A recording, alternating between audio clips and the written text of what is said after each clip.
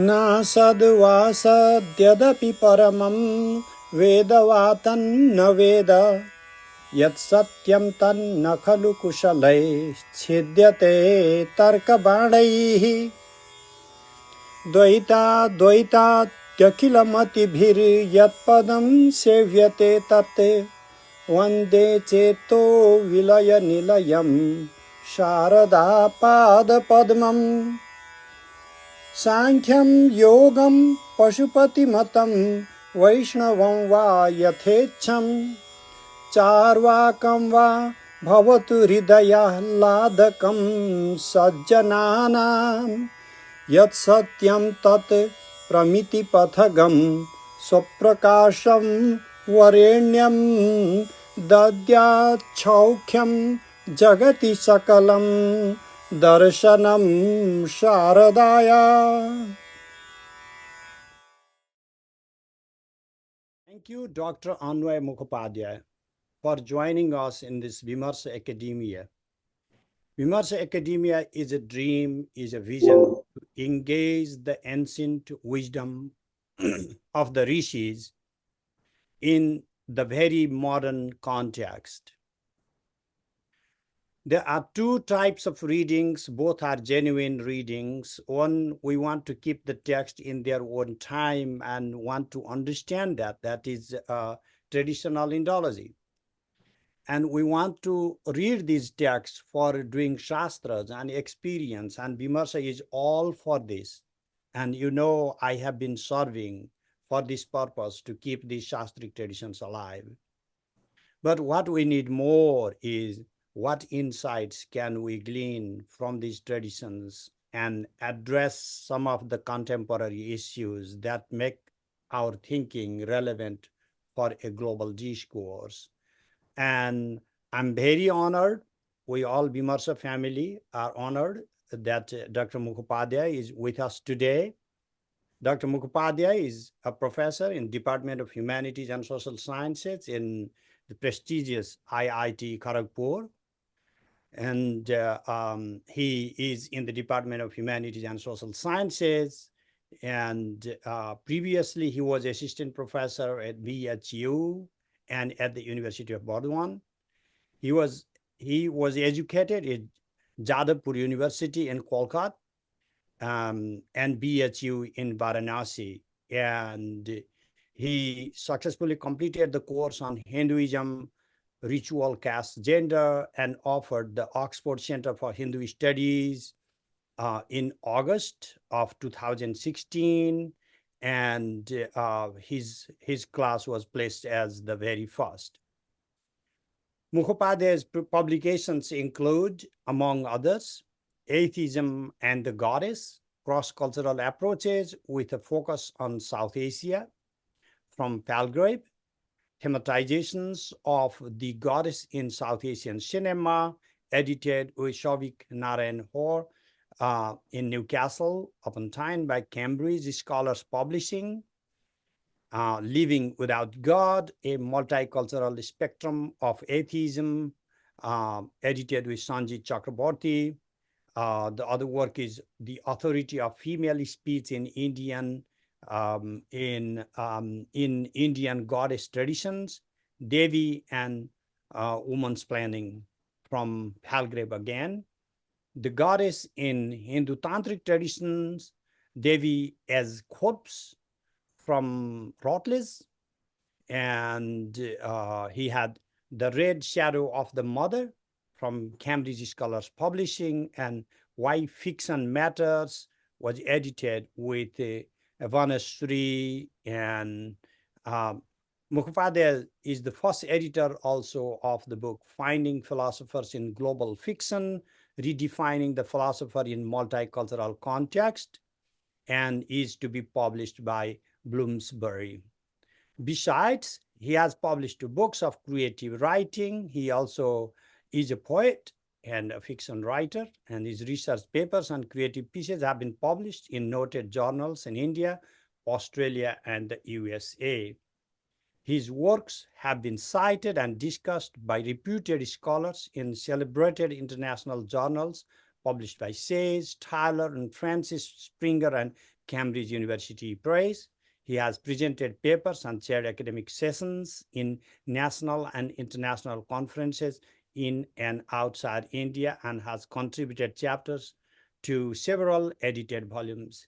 His documentary film, Saraswati, The Daughters of Saraswati, on women's Sanskritic education in an ashram in Varanasi, made with the startup grant awarded by BHU, was screened at the Center for Women's Studies at BHU and is available on YouTube. And he's also an associate faculty at the Center for Advanced Studies in South Asia, Lalitpur, Nepal. I'm so happy you are also connected with Nepal. And his project titled Archiving the Heritage of Hindu Spiritual Congregations in Varanasi has recently been completed. Thank you, Dr. Mukhopadhyay, for joining with us. We are here to hear from your deep insight. Thank you so much. Namaste, Professor. Thank you so much for introducing me and for inviting me to this lecture series. I'm very happy to be part of this because this is the need of the hour, to connect the Hindu studies and to connect the insights from the Hindu traditions with the contemporary global theoretical frameworks which are taking shape in the domain of the humanities and social sciences. And I am very happy that I am also part of this project, this lecture series. So should I start now? I can show my show the PPT, even though the PPT is not essential. I think it would be better to share the screen, right? So I will do that. Yes. Just 1 second. Let me see.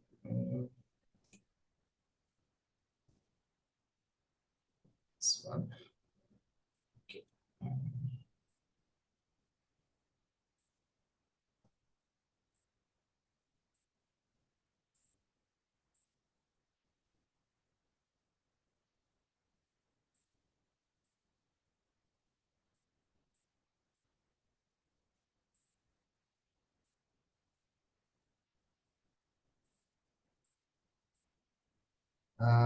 Yes, so I have now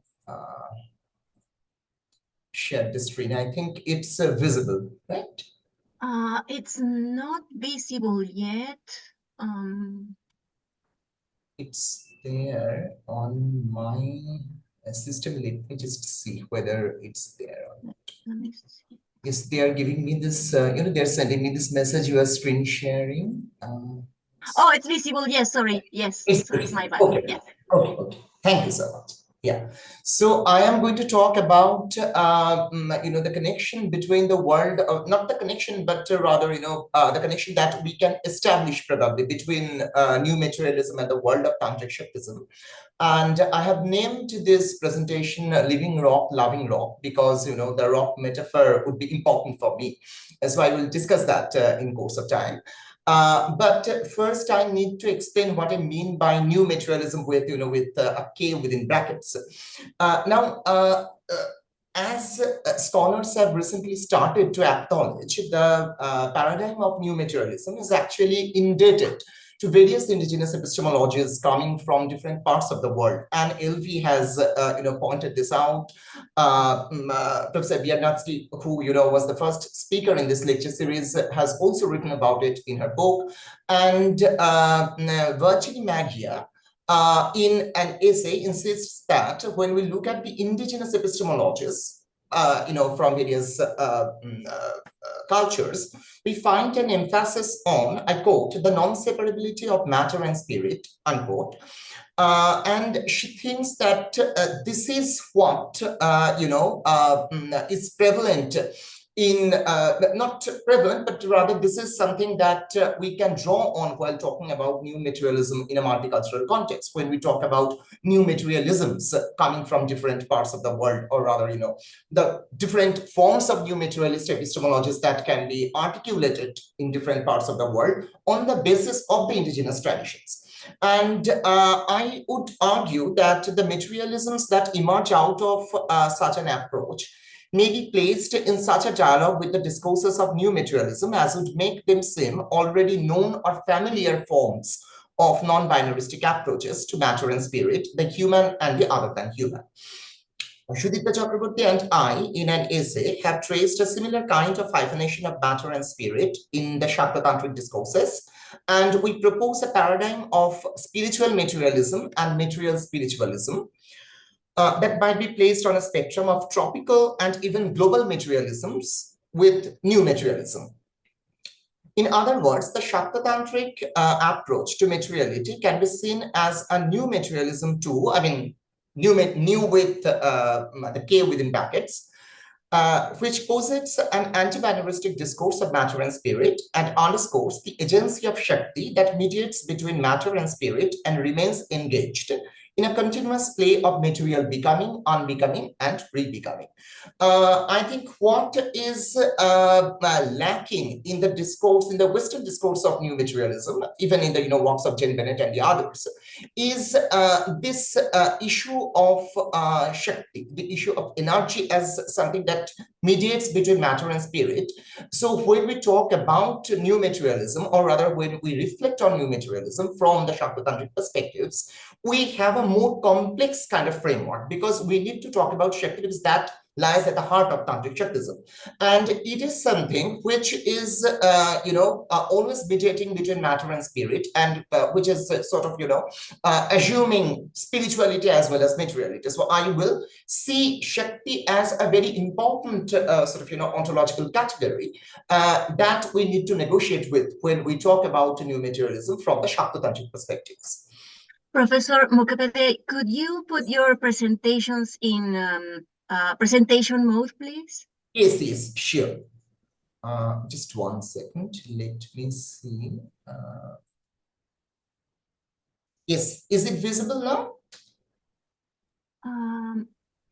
No, it's just, yes, now it is visible. Now Thank you. visible. Right. Okay. That's fine.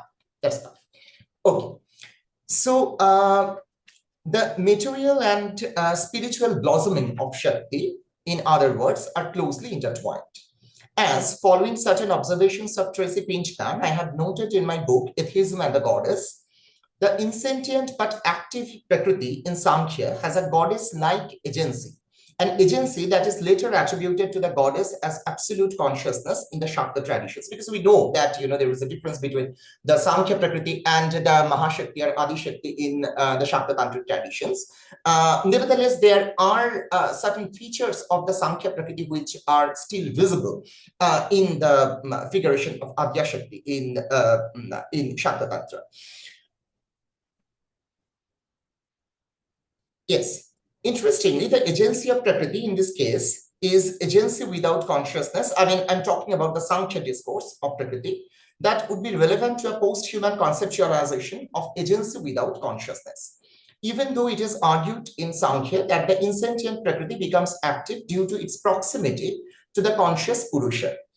This agency without consciousness is something that obviously squares with the conception of vibrant matter in new materialism, as it has been figured forth by Jane Bennett and other scholars.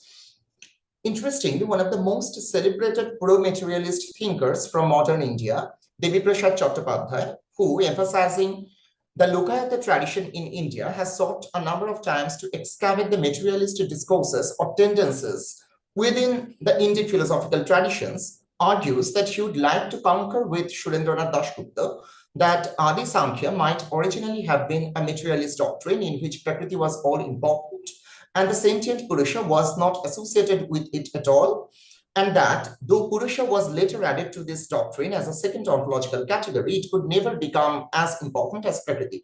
In fact, Vimarsha Academia argues that it is because of this reason that Prakriti is referred to as Pradhana in Sankhya, and Purusha is not referred to as Pradhana.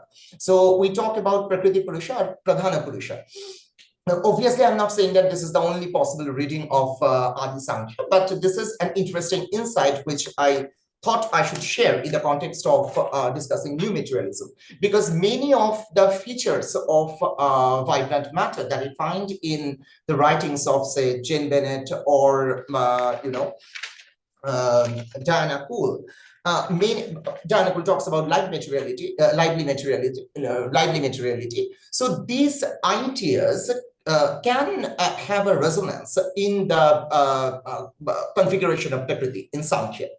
And I would like to refer to a few verses from the Nirvana Tantra. These verses occur in the Tritiya Patala, the third chapter of the Nirvana Tantra. Prakritya jayate pumsam prakritya srijyate jagat toyattu budvadam devi yatha toye viliyate. Prakritya jayate sarvam punaha tasyam praliyate tasmat prakriti yogena jayate nanyatha kvachit. Brahma Vishnu Shiva Devi prakritya jayate dhruvam tatha pralaya kaletu prakritya lupyate punaha. Now, interestingly, Prakriti in this kind of discourse, as well as in the Shakta Tantrically influenced Puranic narratives in the Mahabhagavata Upapurana and the Brihadharma Purana, when we look at the configurations of Prakriti in these texts, we have a figuration of the great goddess that involves both the presentation of Devi as the supreme conscious entity and her figuration as the material nature that is functionally and topologically proximate to the Sankhya Prakriti. When the term Prakriti is used in such discourses, it is of course different from the Sankhya Prakriti in that it's not just insentient material nature, but it nevertheless retains a lot of the features of the Sankhya Prakriti, including that of a lively, active material agent whose ways of doing things are inscrutable. As Professor Biernacki has focused on the wonderful approach to matter that one may derive from Abhinavagupta's complex approach to subjectivity and agency within a panentheistic framework, I would like to enunciate why my point of departure is different from hers. Whereas she traces the possibility of an alternative discourse of matter and materiality in Abhinavagupta's classical tantric discourses, where the Prakasha Vimarsha theory may lead to an altered understanding of the concepts of subject and object. My starting point is the performative, sadhana-centered dimension of Tantra that conjoins the folk and the classical, and especially in the context of the Shakta traditions developed in Eastern India, looks at the materiality of matter, qua matter, of course, as informing and articulating a unique discourse of the sacred that can't be accounted for merely with reference to the idea of hierophany that is presented by Mitchell here. Just a few explanations here. Abhinavagupta's discourse is framed within a Shaivite tantric framework, even though it's true that he gives a very important space, significant space to Shakti, as has been pointed out by Gopinath Kaviraj and later on by Upendra Kumar Das. But nevertheless, it remains mainly Shaiva Tantra. It's not Shakta Tantra in the sense I am talking about Shakta Tantra, where Shakti has probably sometimes even more importance than Shiva, and I will discuss that in due course of time in the course of this lecture. And secondly, let's talk about hierophany here. Now, for Mitchell Elliott, hierophany is the phenomenon whereby the sacred is manifested. The sacred manifests itself, in a material object. For instance, it could be a piece of stone, and suddenly one, sees the emergence and the emanation of the sacred there. So the sacred, the manifestation of the sacred is what he identifies as hierophany. But the point is that it's not very clear from this formulation as to whether the sacred, the agency of showing the sacred is invested in the sacred itself or in the material object. That is to say, if I say that the divine being shows itself through a piece of stone, then that is one kind of agency. And if I say that the stone itself shows the the sacrality or the sacred intrinsic to it, then that is another kind of agency. In the second case, of course, the agency is invested in the material object itself, and probably that will bring us much closer to what Jane Bennett is trying to argue, that there is an agency of matter, qua matter, not just as a manifestation of the divine conscious being, but even as matter, it has some kind of agency. As I have explored, as I have explored in my book, The Goddess in Hindu Tantric Traditions, Devi as Corpse, in the Sati Pithas, Sati's body parts turning into rocky formations after falling on earth come to stand for not just unique epitomes of sacred materiality, but also dynamic instances of material agency that is paradoxically coterminous with the great goddess's materially fulfilling and spiritually liberating action. In short, when one worships the rock formations created in this way, the rock as matter that is energy and as Shakti that has become matter responds to the devotee. The rock is here not just living, but also loving in nature. That's where I derive the title of this presentation from. Now, here, I think it would be relevant to focus on Panchanan Tarkaratna's Shakti Bhashya of the Brahma Sutras. Please ignore this typo. I think it's shown as E Panchanana Tarkaratna, but it's Panchanana Tarkaratna.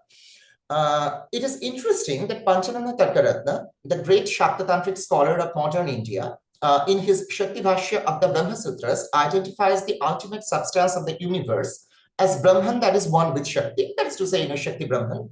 And for Panchanana Tarkaratna, the absolute being is Chida Chidatmaka. That is to say, it is of the nature of both Chit, or the conscious sort of dimension, and Achit, that is to say, the unconscious dimension. In other words, the ultimate reality is both material and spiritual. It is interesting that in Shaktatantric culture, there is the practice of ritualistic worship of Brahmashilas in Shaktipitas, which resonates with the philosophical understanding of Brahman as the composite of Shakti and Brahman, that is to say, Shakti Brahman, and as involving both Chit and Achit dimensions, thereby undermining their binarization. Now, the very term Brahmashila might sound paradoxical from one perspective, because if I say that Brahman is absolute transcendental consciousness, I mean, I'm talking about the description of Brahman in terms of Advaita Vedanta in this context. So if we take that definition, then that doesn't match with the idea of rocky figuration of Brahman. So that might sound paradoxical, but in the Shaktatantric traditions, we have this, this very rich culture of worshipping Brahmashilas in the Pithas, in the Sati Pithas, as well as the Shakti Pithas that are other than the Sati Pithas. In Tarapith, which is one of the most famous Shaktatantric shrines in Bengal, in the district of Birbhum, the self-manifested rock form representing the Divine Mother Tara or Chandi is an instance of such a Brahmashila, which is touched by the devotees to receive her grace. In the Kamakhya temple too, touching the rock formation of the yoni of the goddess is extremely significant, as it is the material touch that establishes the palpable connection between the divine manifesting itself materially and the material body of the devotee. Here, the material acts informing Hindu religiosity that Joyce Flukiger underlines are more prominently operational than in the instances provided by Flukiger. In folk belief systems in everyday Hinduism, where Shakta Tantra often crisscrosses with Adivasi faith worlds, we find references to Zinda Patthar, or living rock that manifests its divine grace through water that gushes forth from its caverns. Jane Bennett, might have called it vibrant matter, but for the Shaktatantric sadhaka or sadhika, it is more than that. It is the vibration of Shakti becoming matter that lives and radiates love. Now, I would like to refer here particularly to a communication that I had with a lay Hindu devotee, coming from a very ordinary walk of life. He told me about the Kamakhya shrine, that was an instance of a Zinda Patthar. It was very interesting. It was his explanation of, a layman's explanation of the Kamakya shrine. He said that wo to zinda patthar hai, that is an instance of a living rock, because the water gushes out of it, so usse pani nikalta hai, so that that mystic sort of issuance of water from that zinda patthar or living rock is something which is as it were a way of the communication of the grace of the goddess to the devotee. Now, it is in the same context that I would like to talk about the Kali Shila. I think it's there on the slide that is being shared. I hope it's visible. Now, in the case of the Kali Shila, we have a very interesting kind of, topological dynamics of consciousness, Prakriti, the raw, the self, and the embodied self, the embodiment of the self. Now, Shomobrata Sarkar, in a Bengali book featuring his communications with Tantric Vairavas and Vairavis in noted Shakta-tantric sites as well as obscure places in various parts of eastern India, including Jharkhand, Bengal, West Bengal, and Assam, speaks of his interactions with a Vairavi in the village named Huda in the district of Nadia in West Bengal.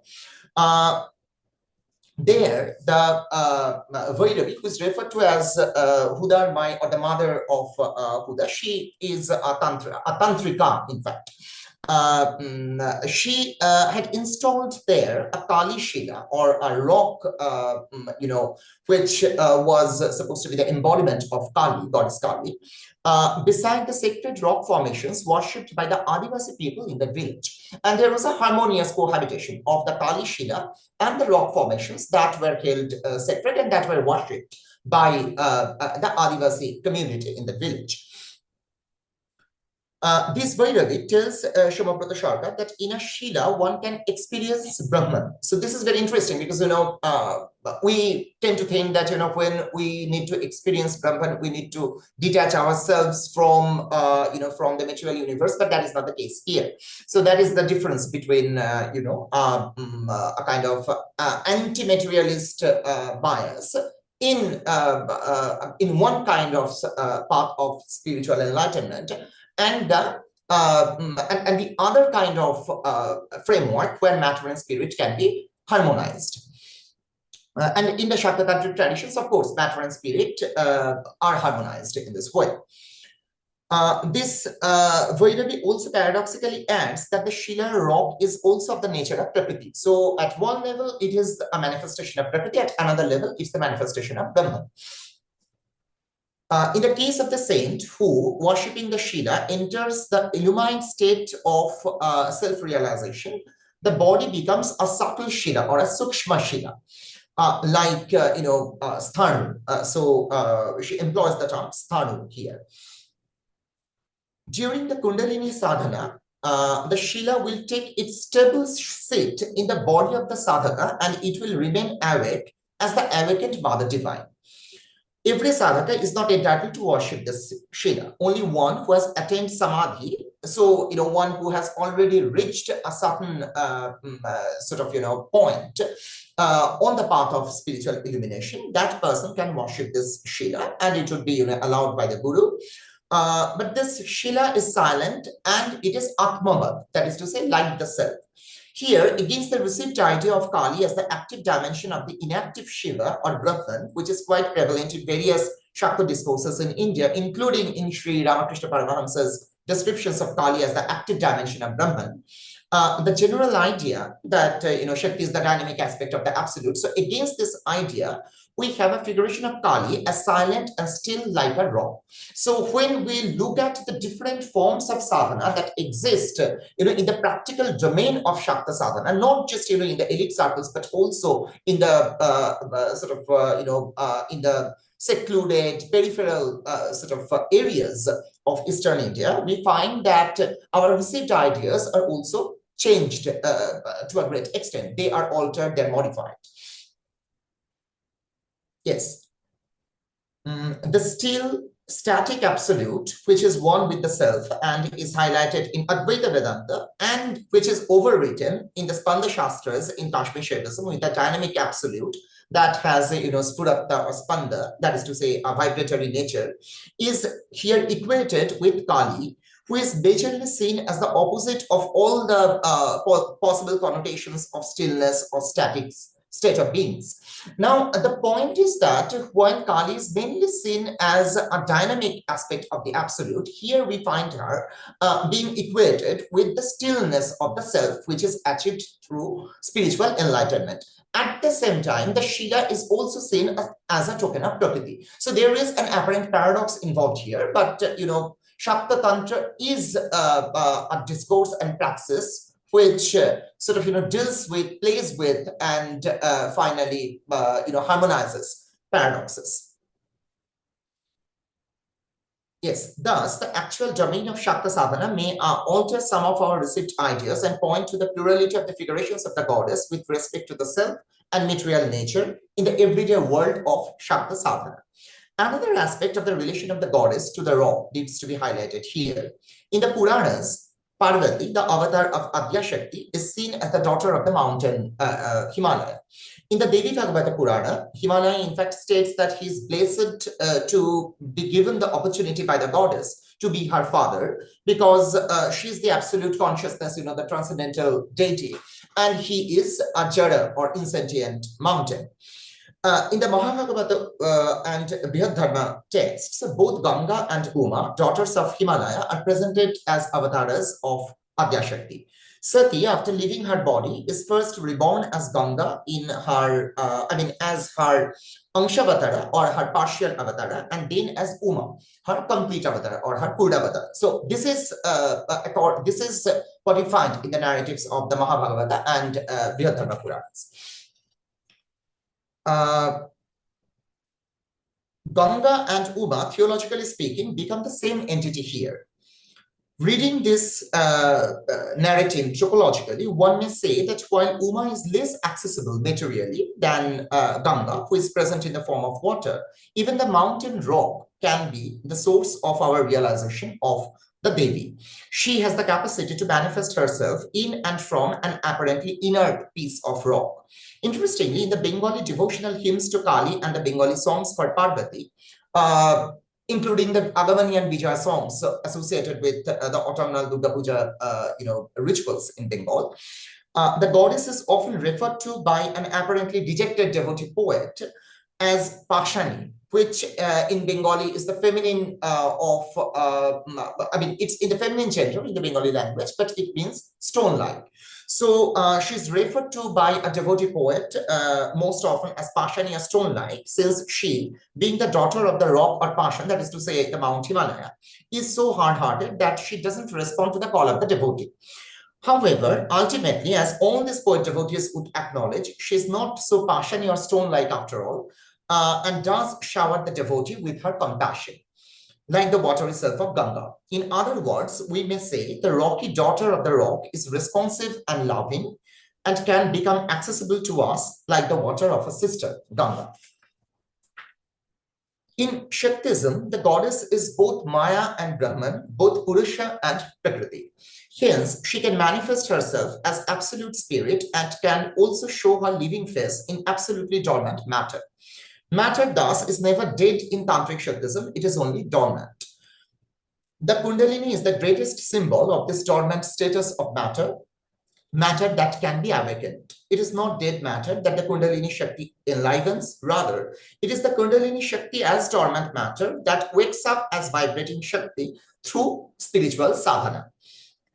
Here it would be relevant to refer to the shloka number 10 in the Saundarya Lahari. Sudha dhara sarahi charana yugalantar vigalitahi prapanchan sinchanti punarapi rasamnaya mahasaha abapya swam bhuming bhujaganivam adhyushtam bhujaganivam adhyushtabalayam swamatmanam pritpaswapishi kulakunde kuhadya. So after drenching the entire world, the prapancha, in the Sudha Dhara, the Amrita Dhara or the nectarine shower that emanates from the union of Shiva and Shakti in the Sahasrara, the Kundalini Shakti would come back again to the Muladhara Chakra or the Kulakunda, and she will Swamatmanam Kritva Swapishi. She will sleep there once again. So there is this this dynamic cycle of sleeping and waking of Kulakundalini that the world is all about. So the world is a process here. The world is not just a static material object, but rather it is processual in nature, and that process involves the the alternating rhythm of the sleep and waking, the sleeping and waking states of the Kundalini Shakti. One comes to experience through Shakta sadhana that the apparently inert matter or materiality of the body is actually not insentient, but rather, when awakened through sadhana, it makes the body an energy field rather than a material form.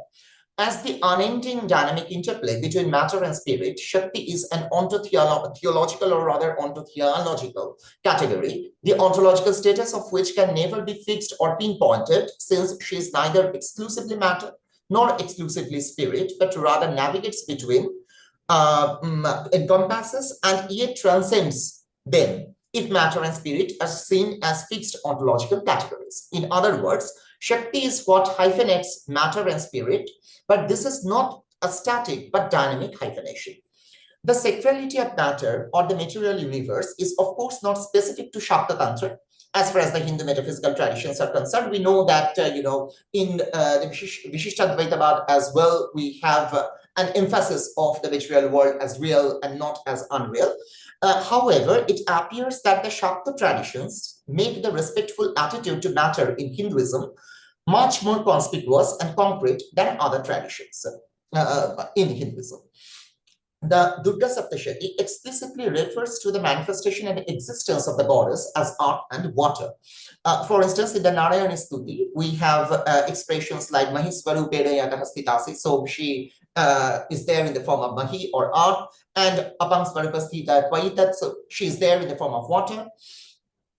Even an interpreter of the Vedas like Sri Anirban, who looks at the Vedas from an evidently Shakta standpoint. Now, Anirban wrote the book named Vedamimamsa, and he also composed a very noted commentary of the, a very noted commentary on the Kenopanishad in Bengali.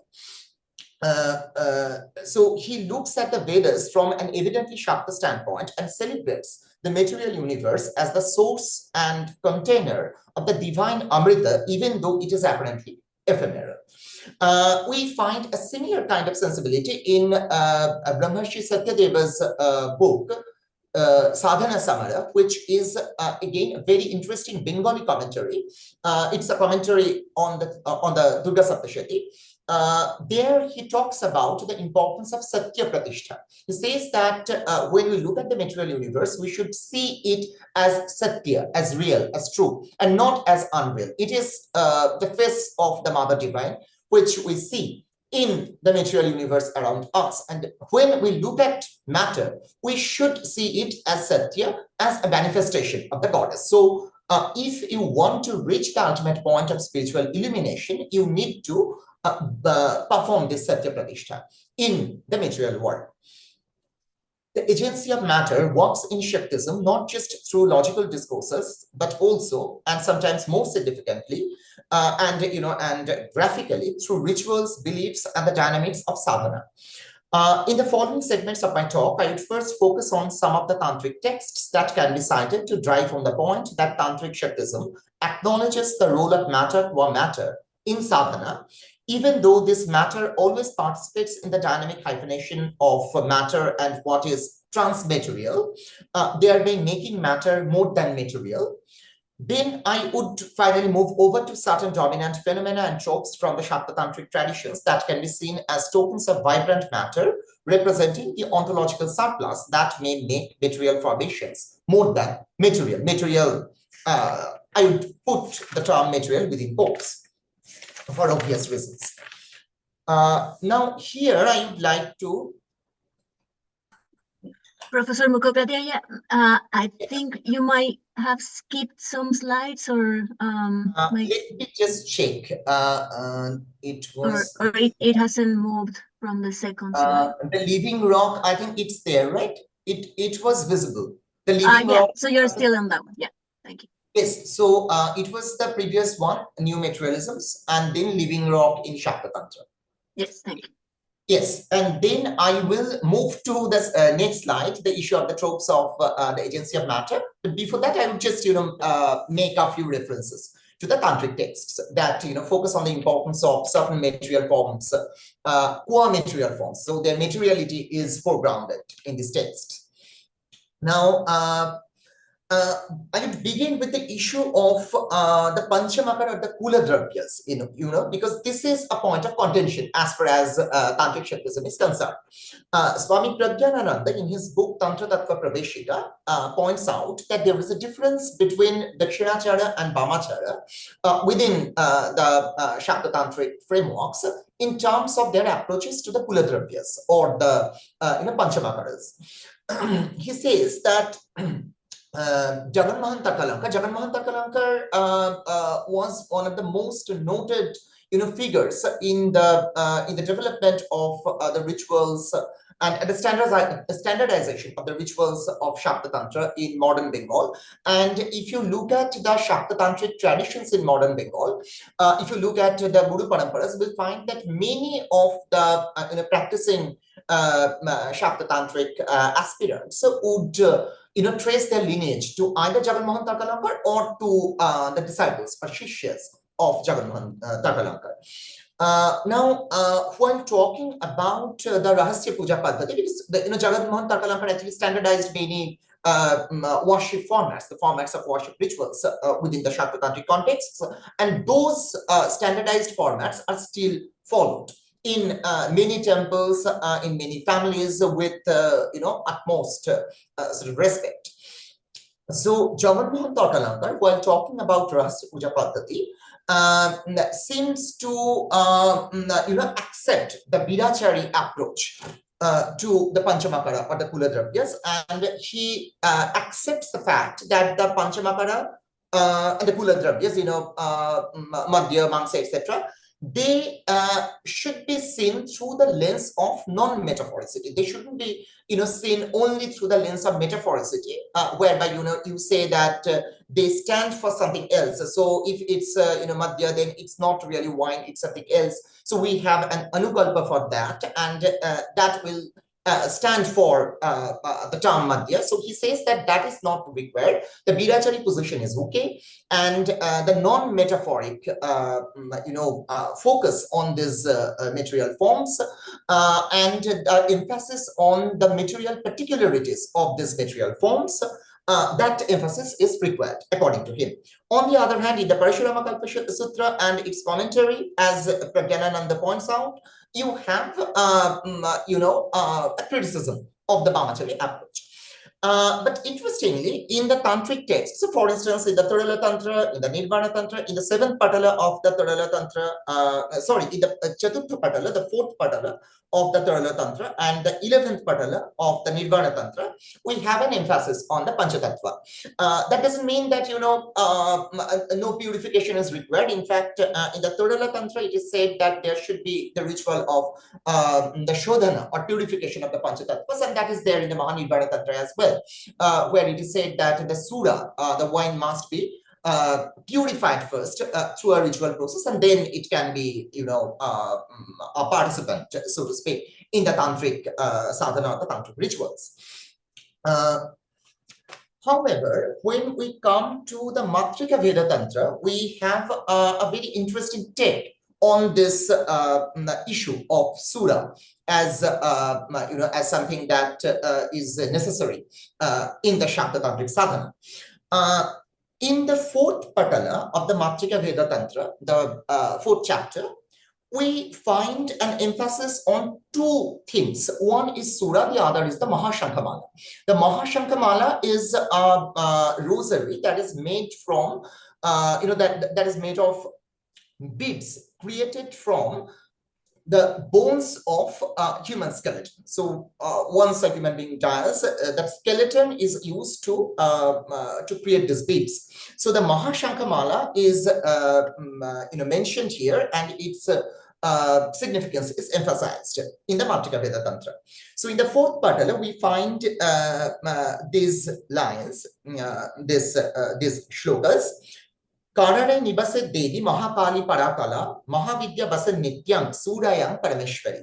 Mahashankhya vasa nityam panchashat varna rupiri, mahavidya vasa nityam mahashankhecha sarvada. So the goddess, the great goddess Mahakali, she resides in the Karana, in the wine. She also resides in the Mahashankha Mala. And what is interesting here is that it is apparent from this text that it is not just the mantra which will, activate these objects, these material objects. Rather, they are intrinsically sort of, sacred in the sense that the goddess resides in them. So that is why it says, Karane nivaset devi mahakali parakala, and again, mahavidya vasat nityam mahashankhecha sarvada. And in the fourth patala, again, in the fourth patala of the Martika Veda Tantra, we have another verse. Mahashankham bina devi na mantraha siddhidayakaha sakshat brahmamayi mala mahashankha khaya punaha. Now, this is interesting because we generally tend to think that in Shaktitantric sadhana, the mantra is most important and the other things are secondary to it, right? So all the material objects that are used there become sort of, activated, spiritually activated through the mediation of the mantric Shakti, the Shakti of the mantra. But here, interestingly, it is being said that without the Mahashankha, without the particular material form, material formation, the mantra will not give its siddhi. So the mantra will not be fruitful because the mala is sakshat, the as it points out. Then in the Kankala Malini Tantra, in the fourth patala of the Kankala Malini Tantra, we have again a similar discourse on mantra and madhu, that is to say wine and mantra. Madhuna na bina mantram, no mantrena bina madhu. Paraspara viradhena katham siddhyanti sadhaka. So this is again very interesting because it says that without the wine, the mantra will not be fruitful. And without the mantra, the wine will not be fruitful. So both are equally important. They are interdependent. And that is why paraspara viradhena katham siddhyanti sadhaka. So if you exclude one from the other, if you see them as mutually separated or exclusive categories, then mantra siddhi is not going to be attained. So it clearly denotes that the materiality of certain material formations in the Shaktitantric traditions is important, not just as something that is metaphoric, but as something that is material. Now we come to the tropes of the agency of matter, and I would like to talk about a few, phenomena, Shaktitantric phenomena related to sadhana, mainly in the left-handed path, but nevertheless, they're part of the Shaktitantric scenario of sadhana. As I show in my book, The Goddess in Hindu Tantric Traditions, various corpse, in the Shaktitantric universe, the binary of the living and the non-living is most powerfully undermined by the trope of a living corpse, which is closely related to the trope of vibrant matter that propels new materialist discourses. In Shava Sadhana, one may argue the spiritual aspirant sits on the corpse as a material formation where Shakti is asleep, though not dead, and the corpse, rather than being dead matter, becomes capable of acting as a living energy field for the sadhana's fructification. The corpse, in Shaktitantrically oriented narratives in the Brihadharma Purana and the Bengali text Annada Mangala, is literally presented as Devi, who comes to the Trinity, that is to say Brahma, Vishnu, and Maheshwara, in the form of a corpse to test them. It is only Shiva who passes this test. It's a very tough examination because, in fact, in the Brihadharma Purana, it is said that the corpse that comes to them is a stinking corpse and the stink is unbearable. But Shiva, being the great yogi, is not bothered. He's not baffled and he sits on the corpse and starts his sadhana. And so Devi showers her grace on him. So it is only Shiva who passes this test and sits on the corpse to meditate. The corpse that is apparently devoid of life, by its very definition, of course, thus comes to operate as a unique instance of living matter, or rather matter-energy complex. In the Kubchika Tantra, in the 8th Patala, it is suggested that while doing the Shava Sadhana, the Shaktitantric aspirant has to first pray to the Shava, and the Shava has to be addressed as Sarvadeva, Mahadeva, etc., etc. So the Shava will be equated with Shiva in that instance, and then only should that person, after seeking the grace of the Shava as a kind of deity, after that the Shaktitantric aspirant should sit on the corpse and start the Shava Sadhana, the corpse related sadhana. In a related case, I would like to discuss the asana of the tantric aspirant. Here, I'm not talking about asana as the bodily posture. In the sense we talk about the asana in Patanjali Yoga, but rather we, I would like to talk about the Panchamandi asana here. Now, the Panchamandi asana, the seat of the Shakta Sadhaka, though it is apparently material, enjoys a unique agency. It is said that once spiritually activated, it continues to be intensely living and may even throw out the anadhikari, that is to say, the one who is not spiritually eligible to sit on it. It is said that once a Panchamandi asana is activated by the sadhana of a Shaktatantric sadhaka, it will retain that energy and it will work as an energy field. And if a person who is not spiritually mature enough to sit on it, sits on it, then it may even throw it out. So it has that kind of an agency. So here again we have the agency of matter.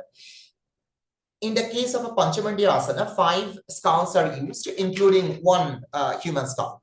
Interestingly, here too, the dead skulls manifest their living energy when an accomplished spiritual aspirant sits on the asana and completes their sadhana successfully.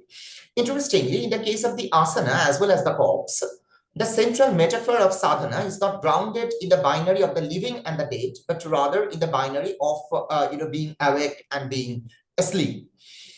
With the spiritual heat of sadhana, one can wake up this sleeping energy and make the hidden life of matter manifest itself. The materiality of the asana especially corresponds to the materiality of the body of the sadhaka or sadhika.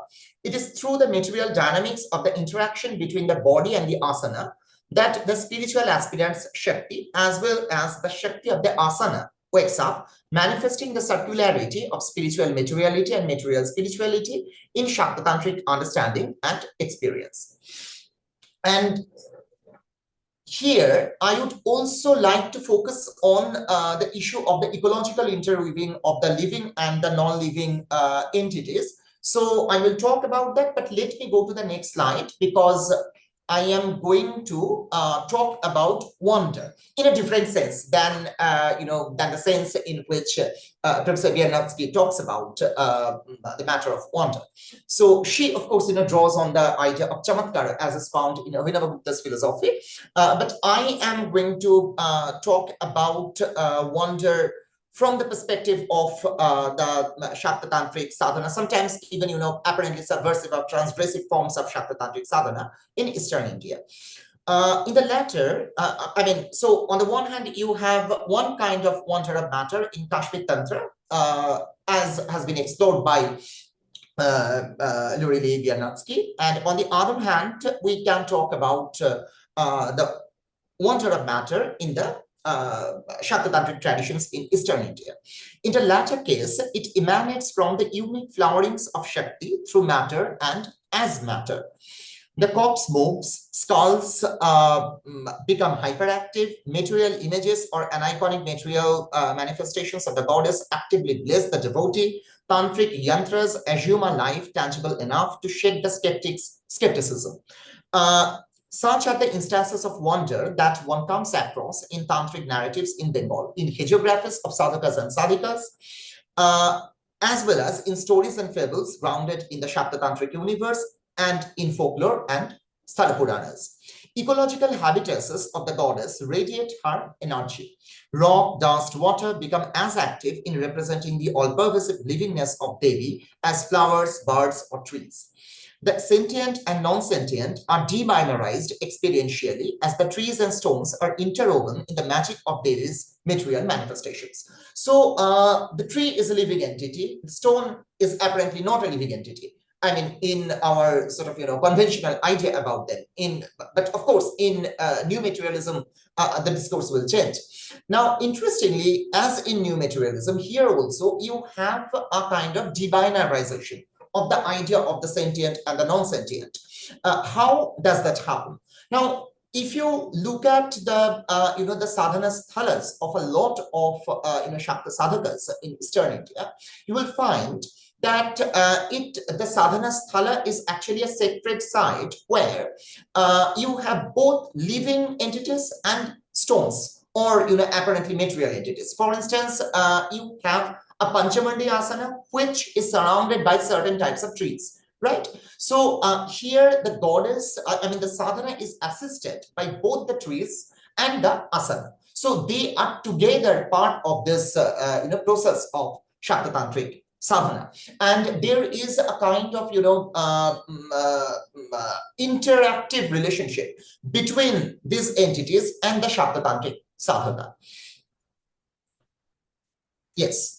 While Pachkori Bandyopadhyay in Banglar Tantra, or the Tantra of Bengal, which is a very interesting book on the Tantric traditions, particularly in Eastern India, and he actually explores the influence of Chinachara Tantra on Bengal and many other things.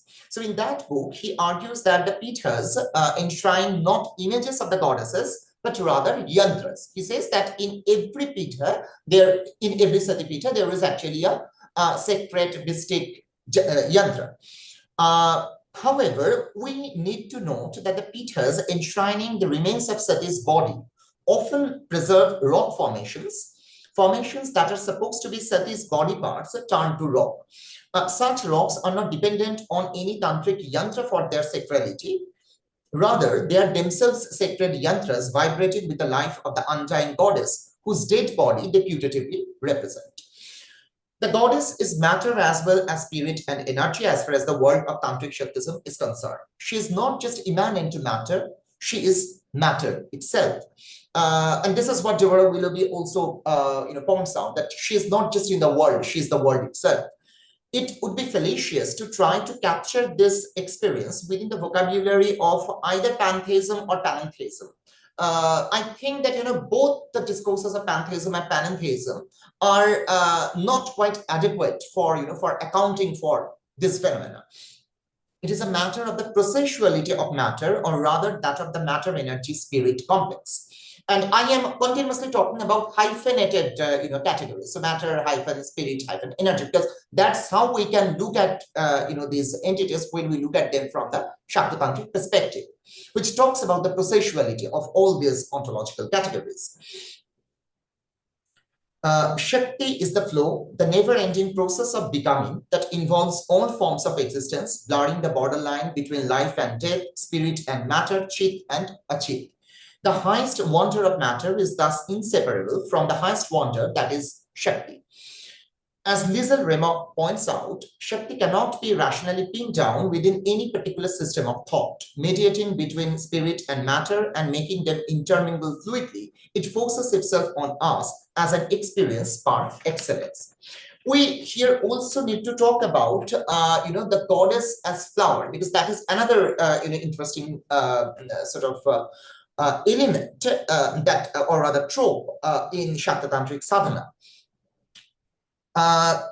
When we think about a flower that is detached from its source, that is to say the plant or tree, should we call it insentient or sentient? Is it living or dead at that point when the flower has been plucked from the tree? It is difficult to answer this question. One may say that it occupies liminal space between the living and the dead, just like the corpse. In the Tantric universe delineated in this talk, however, the flower plucked from the tree is a manifestation of Devi as much as the corpse. In the flower language of Tantra, the goddess is often, manifested through flowers. In the Mundamala Tantra, for instance, in the 9th Patala of the Mundamala Tantra, we have verses which, identify certain flowers with certain forms of the great goddess. For instance, from the verse numbers 40 to the verse number 42 in the 9th Patala of the Mundamala Tantra, we have these lines. Krishna Parajita Sakshat Bhadrakali Na Samshayah Paravirancha Bhuvana Dronam Tripura Sundari Java Sakshat Bhagavati Sarva Vidya Swarupini. So each of these flowers is an embodiment of one particular form of the goddess. So one flower would be the manifestation of Bhadrakali, one is a manifestation of Tripura Sundari, and the Sarva Vidya Swarupani, the great goddess, is manifested in Java or hibiscus. Even though the flower is ephemeral, it represents the goddess. A flower that is on the verge of drooping and falling asleep is nevertheless a form of the undying Shakti. Its falling asleep, one may say, is the flowering in of Shakti, and hence is neither its permanent sleep nor its ultimate death.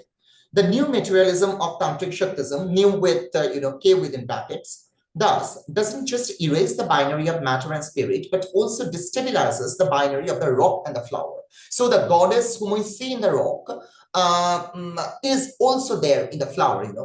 Something is supposed, is supposedly more durable than the other. The flower is supposed to be ephemeral, the rock is supposed to be durable, but the goddess is present in both of these kinds of material formations.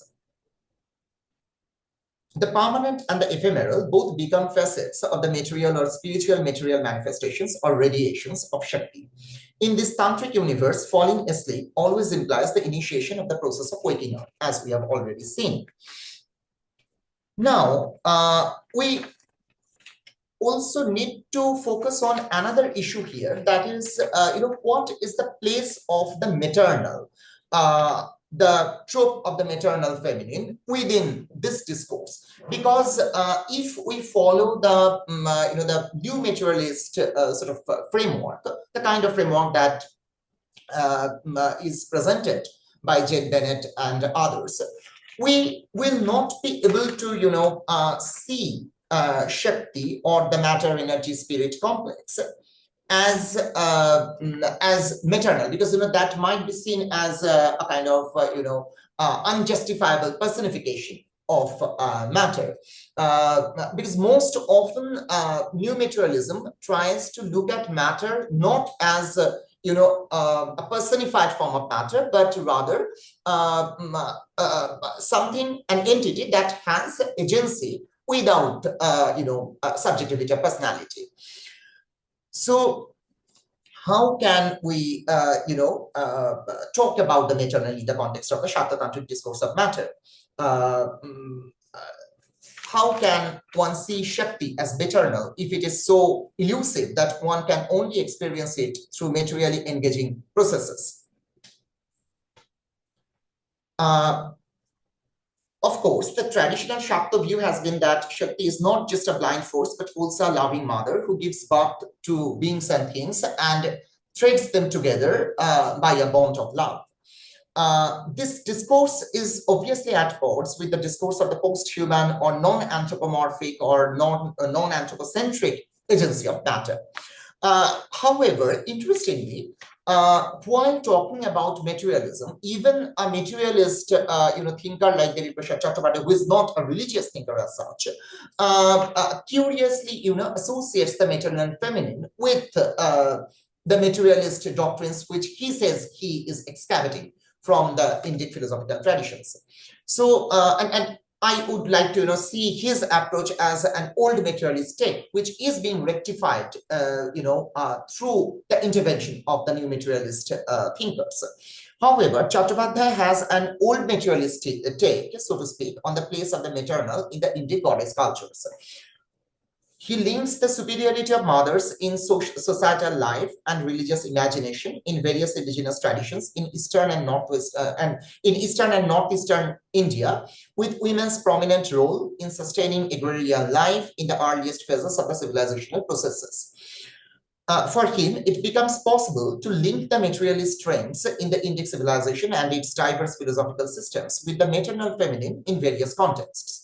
This tempts me to detect some points of commonality between him as a materialist thinker and the Shakta thinkers, on the other hand, in terms of the emphasis on the maternal feminine, figuration of the central entity in Shakta Tantra and material nature.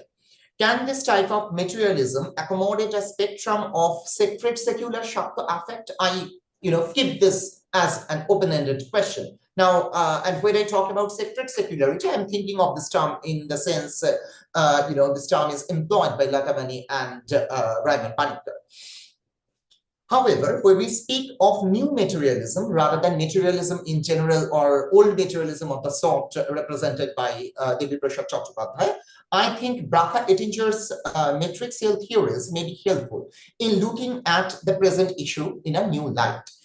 In Ettinger's view, the matrixial border space associated with the trope of the matrix or stands for a unique space for matrixial border linking, the border linking of subject and object, and the opening up of transsubjectivity. So she talks about the necessity to move beyond subjectivity and the binary of subject and object, something that the new materialists would also focus on. But for Ettinger, it's very important to move towards a kind of transsubjectivity. And she uses the trope of the matrixial for elucidating her theorization. The border linking of matter and spirit in the Shakta Tantric universe leads to a co-coexistence, in Ettinger's sense of the term, of material experience involving the agency of both chit and achit. It is in this sense that the absolute becomes dynamic rather than static, a process of flowering out and flowering in rather than a frozen being. So I deliberately, use the phrases flowering out and flowering in rather than expansion and contraction, because I think there is a difference between, expansion and flowering out and contraction and, flowering in. Now, finally,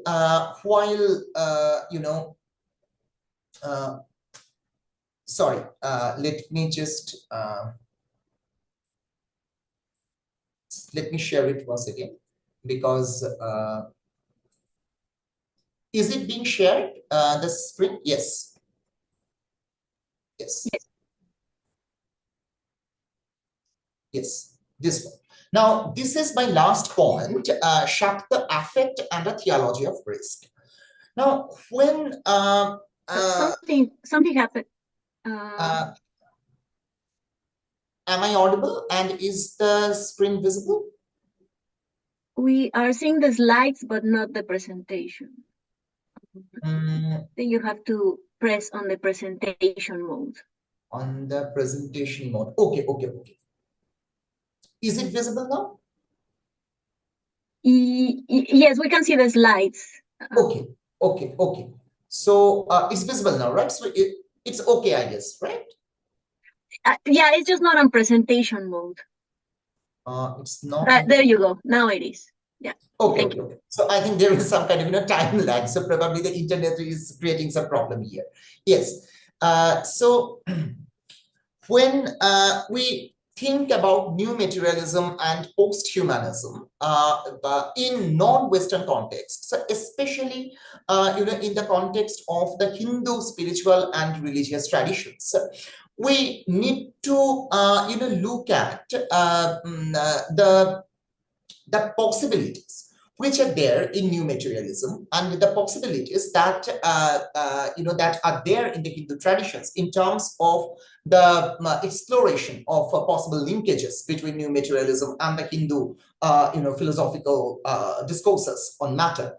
Now, what we need to understand here is that when we try to, negotiate with both the Shakta Tantric approaches to matter and the new materialist take on matter, we are never going to find, exact points of convergence. There would be points of divergence, and there would be differences between them as well. But the point is that there are certain resources which are offered by the Shakta Tantric traditions. And I think if we look at the possibilities of new materialism, or rather the possible implications, the most radical implications of new materialism from that perspective, from the perspective of those resources provided by the Hindu traditions, then we can also raise certain questions which are probably not formulated within the new materialist discourse itself. Because even though new materialism is not a singular phenomenon, in fact, the new materialist scholars themselves acknowledge the importance of understanding and appreciating new materialisms, the plurality of new materialisms, or any kind of discourse of materialism for that matter. I think when we culturally pluralize the spectrum of the discussions on new materialism, we can raise certain questions which are not yet articulated clearly. Secondly, when we think about materialism, we need to understand that matter is not conceptualized in one singular universal way throughout the world, right? Even within the Hindu traditions, there are different discourses of matter. And if we talk about a materialism, we need to understand that it would emanate from one particular epistemology of matter. And when we acknowledge the plurality of the epistemologies of matter, for instance, in the Hindu traditions, we talk about sthula and sukshma, gross and subtle forms of matter. We talk about different phases of materialization. We talk about multiple aspects of materiality. So materialism, if any kind of materialism is built upon that kind of a discourse of a pluralist discourse of matter, then it is supposed to be complex and it's supposed to be multifaceted. While the world of technological wonder may explore the post-human through the trope of the machine, the world of Shakta new materialism, again, new with, as in KNEW, such as I delineate here, would be grounded in the wonder of matter.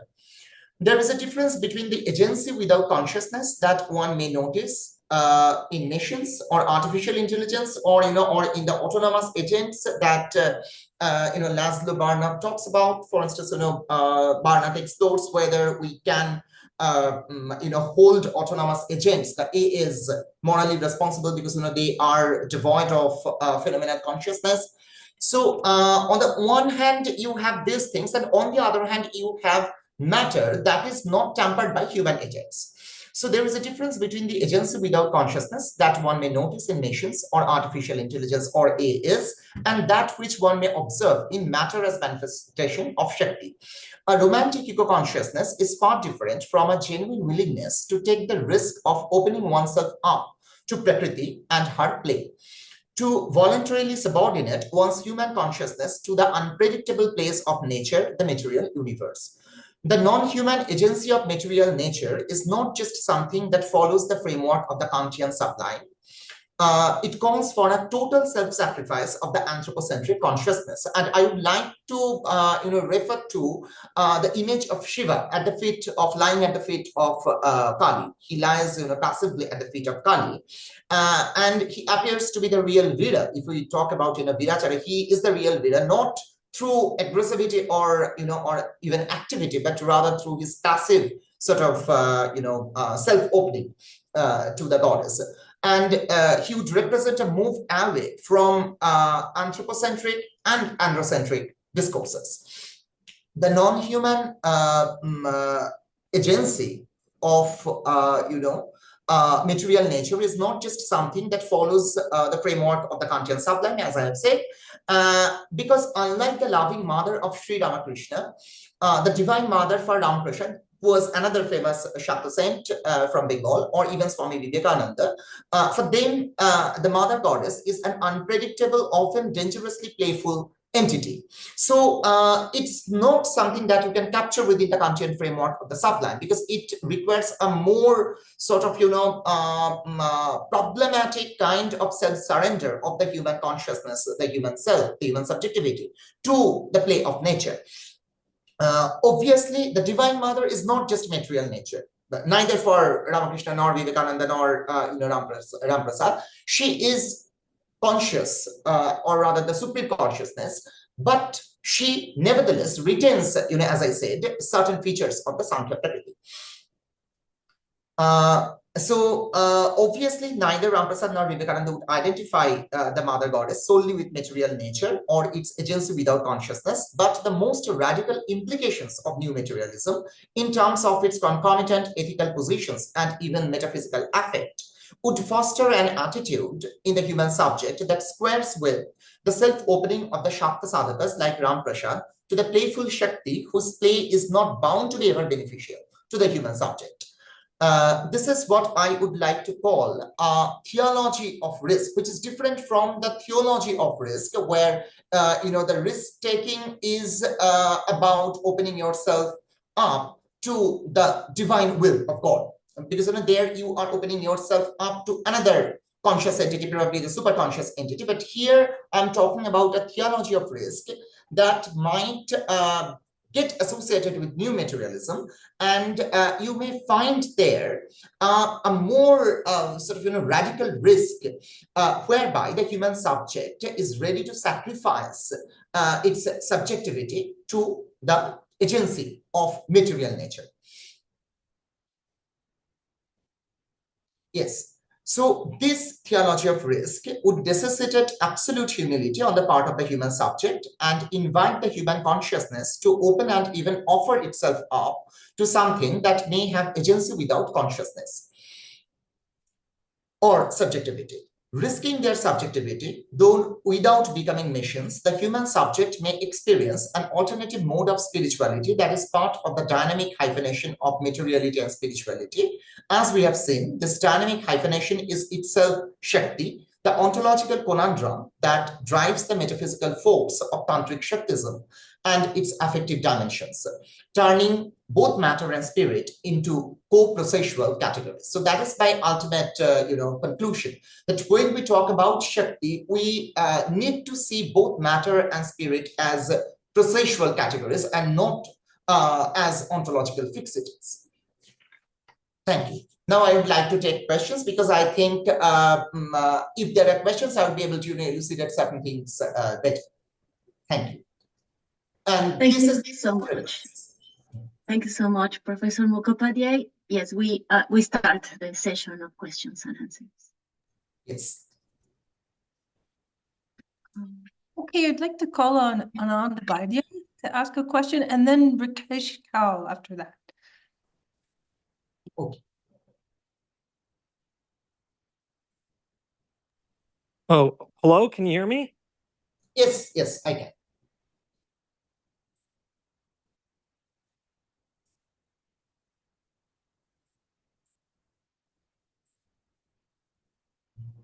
I can't hear you. Is there any problem? I don't understand what is happening.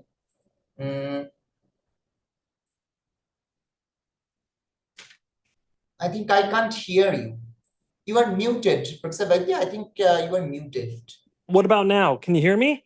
Yes, yes, I can hear you. Yes. Okay, thank you. Very good talk, very erudite, very powerful, lots of interesting things you brought up. I don't want to take up too much time, but I do have 4 questions. Okay, so I think the first question I have was more of a kind of a comment, but also an insight into an important area, which is that there is a boundary that is oftentimes assumed between the living and the non-living, and the categories of sentient and insentient. And I'm not sure if in the traditions you're talking about, for example, in Tantra and the specific version of it, you're talking about there's a presupposition which kind of does exist in a various forms of pan-Indian philosophy, that sentient overlaps with living and insentient overlaps with non-living. And I just wanted a clarification. Is that an assumption that's being pushed back against? Or, I mean, and generally the reason why I think this is, I just think that's false. I don't think it's good to categorize sentient as overlapping with living and insentient as overlapping with non-living. But can you give some background about how what that relationship is between those two categories? Yes, yes. Now, see, the point is that when we talk about life or living, now see, the first thing is that it's very difficult to, translate the Sanskrit terms. into English. For instance, Jada. Yeah. How would you, translate Jada? I mean, at one level, you can say it's unconscious. Sometimes it's, translated as insentient.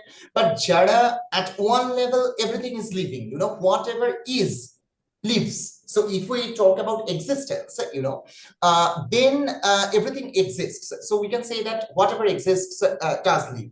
But at another level, if you go by this logic of, the living entities and non-living entities, something that is being questioned by new materialism, for instance, for instance, a stone is,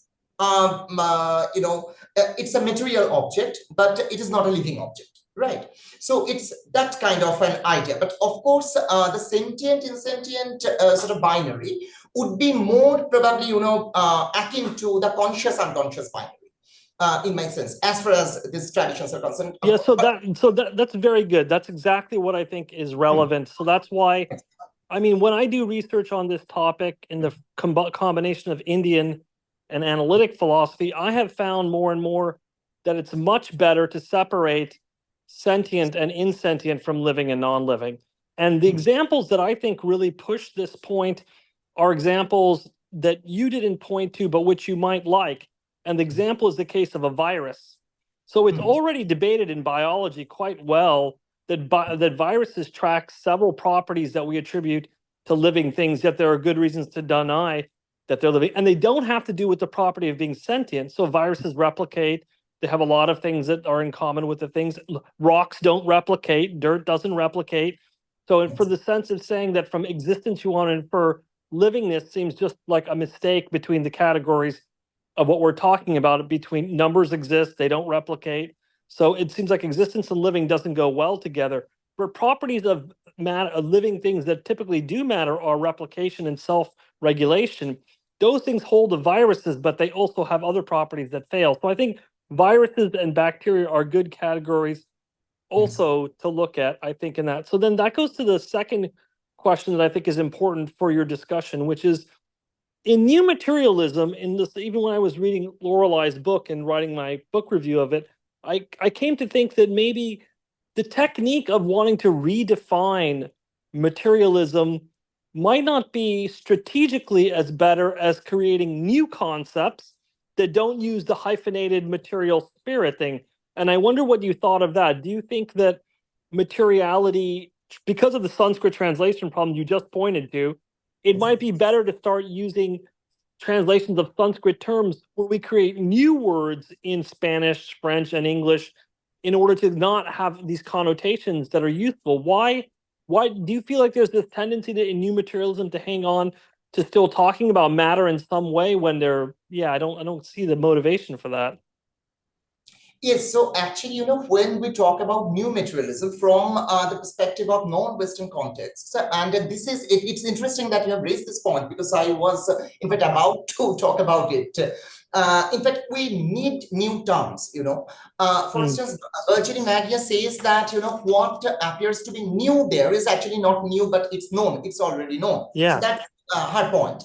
But I think that doesn't suffice, right? So we need to develop our own terms as well. If we are really willing to, talk about something like new materialism from the Hindu perspective, then we need new terms because, without new terminologies, just talking about something that is a theoretical fact in the West will not do. And that's why I say that, I have, talked about this idea of a possibility of spiritual materialism, but obviously that's not the only alternative. There are so many alternatives. Or maybe, there should be certain unglossed hyphenated terms, like, Jada or something like that. And if there is an unglossed Sanskrit term, which you hyphenate with an English term, I think that would be wonderful. And why not? Because, after all, we are sort of, talking about plurality. So without pluralizing the semiotics of these words, we can't pluralize. Good. The Excellent. I agree with you completely. I think that is actually, and actually the one you keep talking about, Jada, I would think actually we should use a completely new concept in English to translate what Jada is. Because Jada appears in a lot of different traditions. It's very important, and it is contrasted with other terms that we could confuse it with very easily. So I'm highly in favor. So last short question, which relates to the first one. I think towards the end, you started to draw this connection between the AI thing and talking about agency and consciousness. And I just wanted to ask, do you think there's some connection where agency requires consciousness? I mean, one of the major debates, as we all know, in new materialism as well as in post-humanism, one of the major debates would center around, this discourse of the possibility of agents without consciousness. And it is said that the AAs, or the autonomous agents, in fact, certain scholars are also questioning, I mean, they're putting forward this question: can an AA or an autonomous agent have moral responsibility? Because it doesn't have phenomenal consciousness. So there you have agency but not consciousness. That's the idea. And if we talk about artificial intelligence, now I very strongly feel that there is a difference between artificial intelligence and artificial consciousness. We're still not talking about artificial consciousness, so we really don't know whether there is anything such as artificial consciousness or not. So, and as far as agency without consciousness or agency without subjectivity is concerned, I think when the new materialists like, Jane Bennett or Diana Poole are talking about the agency of matter, or, when Bruno Latour talks about distributed agency, they're actually talking about the necessity to detach the idea of agency from the idea of consciousness. Okay, but wait, just real quickly, like, I'm not aware of those three authors speaking about this topic, but in my own research, I clearly believe that agency does not require consciousness of the phenomenal kind that you're pointing to. If anything, agency might require what's called access consciousness, and there's good reason to think that large language models, if they have artificial general intelligence, would have the attention distribution required for access consciousness. So it seems to me like it's not very useful to look at whether or not AI can have moral responsibility or moral standing, as I would say, because that involves moral patiency instead of moral agency, through the lens of phenomenal consciousness. It seems rather that we should be looking at other more basic capacities that are tied to agency, independent of phenomenal. Like, for example, we can go back to the virus example. Viruses might be thought to have agency in a way. They clearly, to me, lack phenomenal or affective consciousness. So it seems to me like even in the realm of the boundary between the living and the non-living, we can talk about biological creatures that are agential in a certain sense. And of course, agency also requires us to talk carefully about notions of freedom, which have to tie to the aspect of agent causation versus generalized causation in the system. So I'll leave it at that, but thank you very much for a wonderful talk, and I hope I'll reach out to you soon to learn more from you. I really enjoyed your work, and I thought it was wonderful how you presented it all. Thank you so much. Thank you. Thank you, Professor. Now we call Rakesh Kaul to unmute yourself. Thank you. Can you hear me? Yes, I can hear you. Professor Mukhopadhyay, thank you for a very scintillating talk. I look forward to reading your book. First, I'm from Kashmir, where the notion of the goddess in the Shila is enshrined not just in the original Sharda temple, but currently most famously in Hari Parvat, goddess Sharaka, where the Sri Yantra, Sri Vidya, spontaneously manifested itself. So culturally, we are very much in tune with that. But my question concerns a very fascinating story in the Yog Vashisht, where this beautiful woman invites sage Vashisht to enter her world, which is in a rock. And he fails. He fails. He's not able to do that. And she says to him something fascinating. She says, "You are enlightened and awakened. Stop that. Go back to your life experiences. Only then will you be able to enter the world of Aloka. World, not world." Does this woman's teaching imply that if we ever want to enter the world, it's really increasing experientiality, your capacity to just experience all of materiality, that will give you the ability to experience the new materiality. Yes, yes, that's true. And interestingly, I mean, in the Indic traditions, and it's very interesting that you have talked about this particular story where this woman gives this piece of advice to Vashishta. In fact, I mean, you will find narrative after narrative in the Indic mythologies, where you will find female subjects telling male subjects, and this is what I have also written on. They are telling their male counterparts, or sometimes a male shishya, or maybe any male person, that telling them that you have to look at this material universe, you can't escape it. That is also the story of the goddess Annapurna. If you think about that folk story in Varanasi, it concerns Annapurna and Shiva, and it said that there was a quarrel between Shiva and Parvati one day, because Shiva said that everything is illusion, and only the transcendental consciousness should matter. And then Parvati said, okay, that's fine, but in that case, what I will do is that I am going to disappear. And she disappeared. So there was drought, there was famine, and there was a terrible situation. And then Shiva had to pocket his pride, and he had to supplicate to Annapurna. So that's how Parvati became Annapurna. He had to acknowledge that without Annapurna, without the source of this material nature, food for instance, you can't sustain your spirituality, you can't sustain your wisdom. And that's again a wonderful story, that just as you pointed out, without looking at the material experiences around you and without experiencing that, so it's not just about looking at them, but also experiencing them. We are within them. So whenever a philosopher is doing something, that philosopher is within his or her body, right? So you can escape the body. So even for achieving that disembodied state, you have to start from the body. So that's the point. And it's interesting that the goddesses and women most often remind people of this, and that's also there in that in the Shankara Digvijaya. So so Ubhay Bharati has the basic kind of, I mean, a similar kind of advice for Shankara. Thank you very much. Thank you.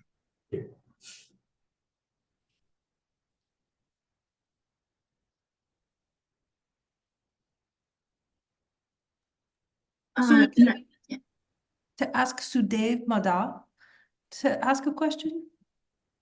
Yes, yes. So I think the audience would ask the questions, right? So I don't need to read these messages. Should I read these messages and answer the questions, or do I need to read these messages and answer the questions, or no? The audience will. Okay, that's fine. That's fine.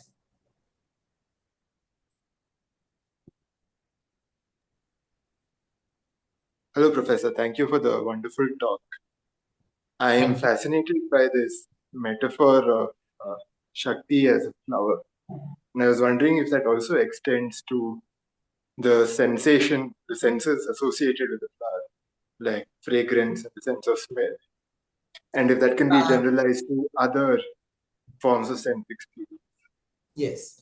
Now, I would thank you heartily for this question, because this is really a very important question. And, this is the question which I have asked myself a number of times. Why is it the case that you always have this, this fragrance-laced flowers associated with the goddess? And I'm still, sort of toying with this question. For instance, if you look at the hibiscus, if you look at the aparajita, most of them are fragrance-less flowers. And there is one, Shakta song in Bengali, which actually focuses on the fact that the java or the hibiscus, which is the most important flower for goddess Kali, it doesn't have any smell. And it says that, but probably it is in that song that the answer to your question lies.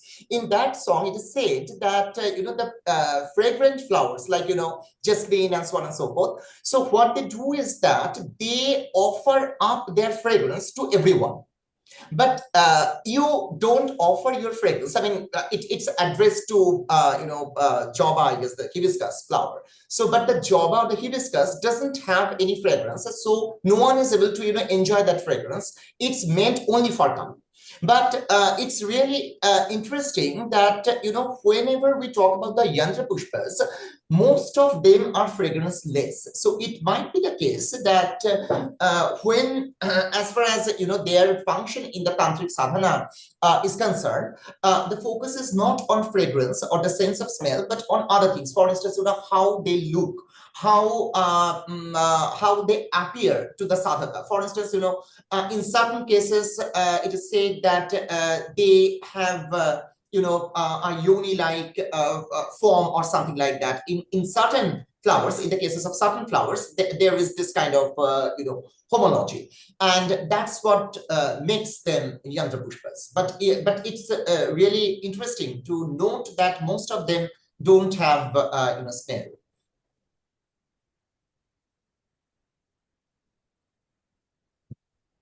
Lovely. We'd like to call on Madhurima Nayak to next ask a question.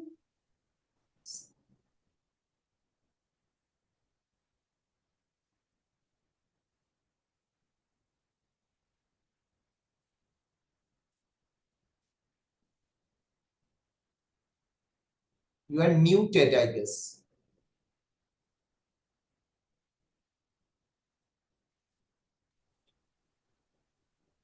So am I audible now? Yes, you are. Good evening, sir, and thank you for such a fascinating speech.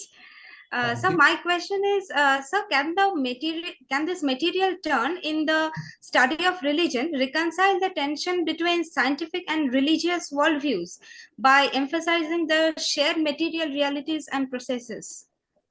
Yes, in fact, that is required, Madhurima, but the point is that as far as these issues are concerned, to this day, you don't have a sufficient kind of negotiation between religion and science. That's unfortunate. But even though we are talking about new materialism, even though we are talking about changing the quote-unquote scientific paradigms that we have enshrined so far, in most of the cases, we see at best a hyphenation of philosophy and science. But when it comes to religions, and in all their aspects, religious rituals, religious beliefs, as I said, even folk belief systems.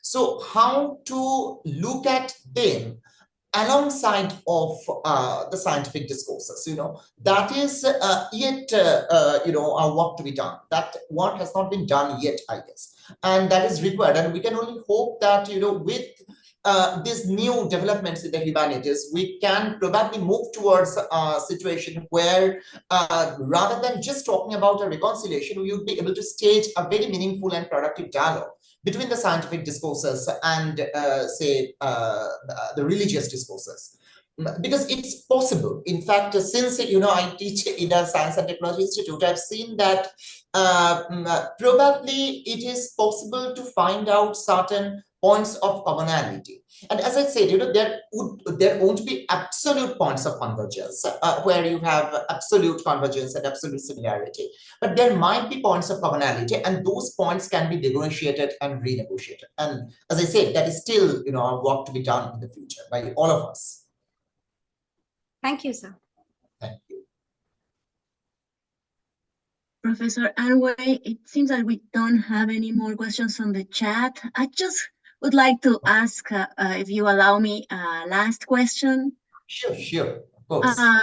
Because I'm very interested in the way you elaborate this agency in terms of responsiveness. And it seems that you yourself said that this worldview that asks us to sacrifice the anthropocentric consciousness, it is also asking us to rethink the world in terms of not just a world of things, but a world of agencies. And so if the world is not a world of things, but a world of agencies where they are all in different degrees of responsiveness, how do you see this responsiveness in terms of a new way of understanding moral thinking, moral relations between beings? Yes, thank you for this question. In fact, that is the question that is being put forward to the new materialists, to the post-humanists, and also to the proponents of artificial intelligence and all that. That, how can we talk about moral issues? How can we talk about, moral responsibilities without talking about consciousness? For instance, if we say that agency is all that should matter, then how can we distinguish between good things and bad things and all these things?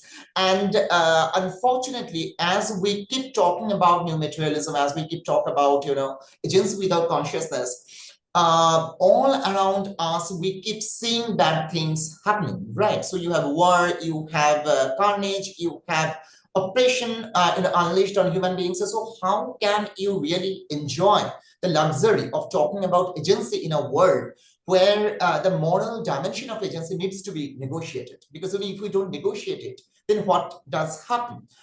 For instance, we can say that in a way there is the possibility of an ethical reorientation when we talk about agencies rather than subjectivities, and we move away from anthropocentrism, because anthropocentrism has in a way unethically subjugated the material world. So that's fine, but at the same time, when we talk about these things, we also need to renegotiate morality rather than sacrificing the discourse of ethics and morality to this kind of a paradigm. We need to engage in deeper negotiations, between moral philosophy and these newly emergent discourses in the humanities. Secondly, I would like to point out one thing, that is, even though we talk about the agency of matter, even though we talk about, say, sometimes people even, metaphorically talk about the subjectivity of matter and so on and so forth, but even then, we are not outside, this prison house of language, as Nietzsche would say. So we are just working within our own language, and we are confined to that, So even agency is a term that is our invention. I mean, we are saying that matter has agency, but does matter believe that it has agency? Does it conceptualize its agency as agency? Does its agency correspond to our idea of agency? Now, these are the questions, and the problem is that for these questions, we actually don't have any answers. And no matter how much and how far we talk about environmentalism and all these things, we can talk about environmentalism only, by using our language. So we have to remain confined, within this prison house of language. But having said that, I would also like to, point out another issue, since, we are talking about the Hindu traditions.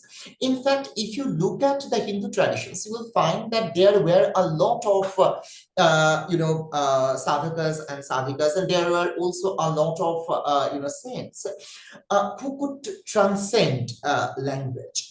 And there was a kind of translinguistic state from which they thought about ethics, and it was not even thinking, it was something spontaneous. For instance, let me give you one instance. One of the greatest saints from 20th century India, Ma Anandamayi, and who is widely respected in India and also outside India.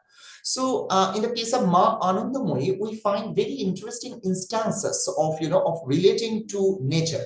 For instance, it is said that sometimes she should say that she was able to hear the call of water, and she would say, I would like to drown in water, and then her companions would have to pull her back.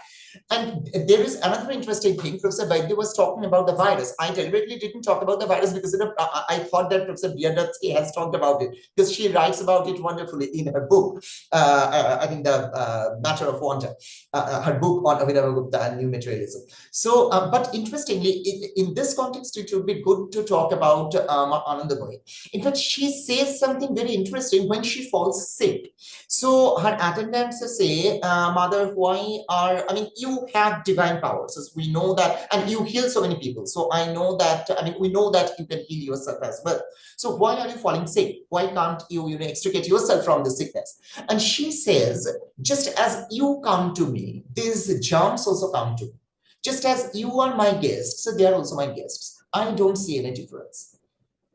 So now, of course, that is a very radical kind of way of looking at nature, because if we talk about, and that's why I talked about this risk, this issue of risk, because romantic environmentalism is something shallow, to be very precise. But if you look at the most important questions that might be, posed by, by ecological sort of ideas and ecological debates, the most important question is, how can I say that, this is a harmful aspect of nature and it is a non-harmful aspect of nature? How can I say that, that a virus is not welcome and someone else is welcome?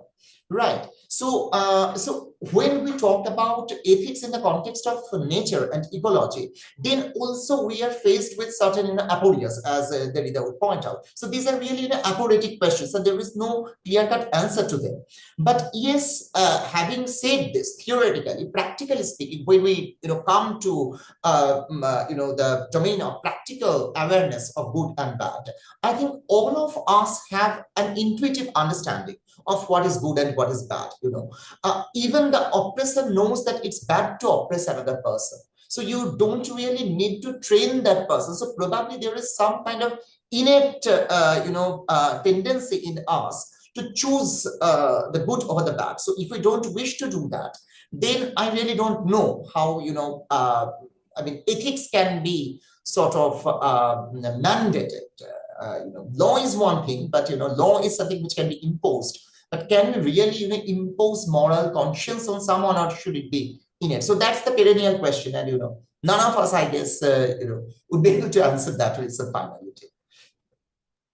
So thank you so much. There is one request by Payel Ray, whether you could share with us where to find your article or somewhere to read about your talk today. Okay. So once I sort of, polish it, because it's in a kind of raw form. So once I polish it, I can share it. Well, thank you, Professor Anway Mukhopadhyay, and all of you who joined the talk. Acharya-ji, you want to close this session, please?